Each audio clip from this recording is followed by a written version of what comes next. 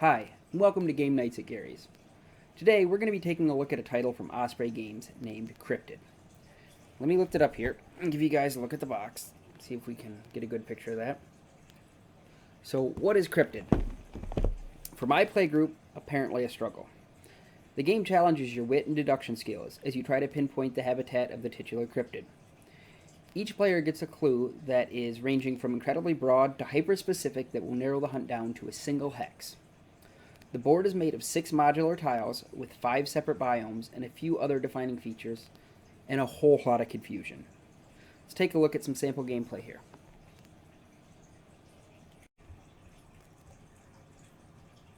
I'm going to throw up our clues on the left side here. Keep in mind, each of us only had access to one of the clues as the game started. At this point, we are finishing initial setup. We've all reviewed our clues from the handbooks, and take turns clockwise around the table, placing 2 cubes in a location that the clue eliminates as a potential cryptid habitat. After that, we started asking each other, can the monster live here? And placing the black pawn on a hex without a cube. If the player that was questioned answers no, they then had to place one of their cubes on that hex, and then the person who asked the question would have to reciprocate and share another location that is not a monster habitat according to that information. Alternatively, you can see it just happened there. If a player answers yes, they have to place one of their colored discs to show that it's still a possibility. I was player 1 with the light green color. You can see I attempted to place all of my tokens in one small area there at the beginning to confuse the other 2 players. Did it work? Absolutely. Was it a good idea? Considering how we ended up struggling towards the end of the game? Probably not. Now there are a few features you can see on the map that were already set up. We have 3 each of octagonal pillars that represent standing stones, and 3 each of the triangles that were representing a shack. They each come in blue, white, and green. You can also see on the board there are hexes that are outlined in red for cougar territory and black dashes for bear territory. So oddly enough, the small icon for bear and cougar seem like they got mixed up during production, but it's not anything that actually affects the game. Worth mentioning, they intentionally did not place any bear territory in the swamp habitats. I think that happened because it would just be too dark to really see the dashes, and I think that's a pretty well thought out design. And at this point, the video is obviously sped up, but we were about halfway through our game here. None of us really had a clue at this point what the other people's clues were. At this point, I started to notice that all of the purple discs were within one space of a mountain, and that's initially what I thought his clue was, and I was operating on that information. Turns out that was incorrect. That did end up costing me the game. And player 2 thought that I had something to do with the color green. I'm not sure why he was saying that, but that's what he decided to do there.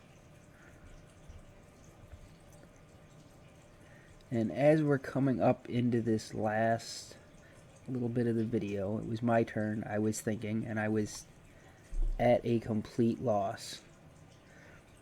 It's right around this time that I mentioned to the third player that all of their dots were within 2 of cougar territory. And player 2 said that they didn't think that's what it was. Right about here, I make a guess of where the location is, and unfortunately, I was wrong. He narrowed it down right there, guessed, and was not correct. And then player 3, I believe she absolutely nails it right here.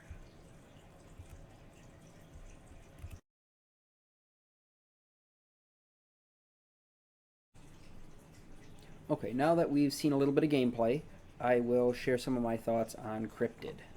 There are a few things that I look at when I get a new game.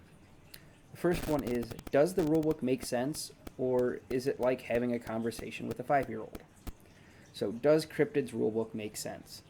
Absolutely. While incredibly thin as far as tabletop rulebooks go, at like maybe 10 pages, it was concise and to the point. They even included a tidy little web-based tutorial that got you going in just a few minutes. The first game we played, we used the web-based thing, got us going. It was awesome. The second game, we used the paper manual and took just as much time. Very quick, very to the point. One of the second things I look at is it mechanically sound and intuitive? Cryptid is fairly rules light, which makes it pretty easy to learn. The foundation of the game is a simple yes or no question that's answered honestly. What I found most rewarding was the search mechanic that you use to declare where the cryptid is located. You ask the table if the location could be the habitat, and everyone answers clockwise around. If everyone answers yes, the game ends and you've won. If not, it's not like Clue or other deduction games where you're out and that's it. You get to sit and watch your friends have fun. So, is it affordable? I spent $30 to purchase my copy of Cryptid. I was at a convention, so if it's a little higher, that's kind of normal. Searching online, I found retailers as low as $25, but even at a $30 investment, I do not regret the purchase. Is the game immersive? Unfortunately, this is the one I'm going to have to say no. Like Bigfoot and other cryptids, at best you're just going to catch a glimpse of it on the box and the rulebook. You're not going to get that good peek. One of my biggest complaints is that you could reskin this game as a treasure hunt or anything along those lines, and you change some art and that's it. New game. Is the game replayable?